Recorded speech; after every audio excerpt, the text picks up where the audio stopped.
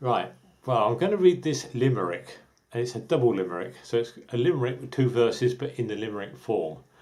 And it talks about a quad. Now, a quad is a sort of a square at a university college, and it's based on the sort of medieval monkish idea where monks would walk and they would pray whilst they were walking. So the idea of a quad is that you can have these cloisters around the quad, walking round and round, praying when it's raining, so they don't get wet. And inside there is a square, and that's the quad. And in this particular quad, there is a tree.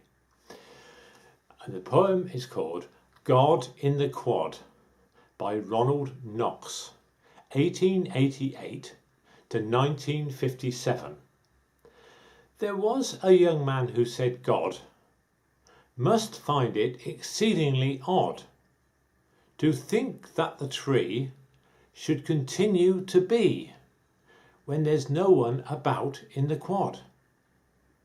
Reply: Dear Sir, your astonishment's odd. I am always about in the quad, and that's why the tree will continue to be, since observed by yours faithfully, God.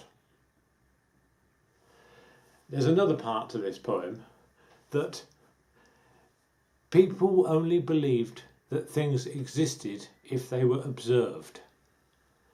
There was a philosophical idea.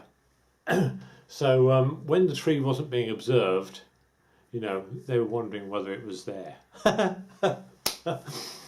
And and then you've got the other part of the poem where God speaks, which is good, isn't it? Having God speaking, and he says he sees it always.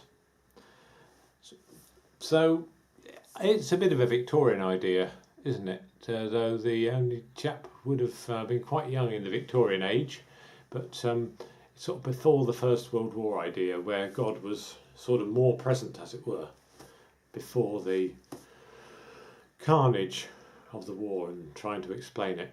Right, bye for now.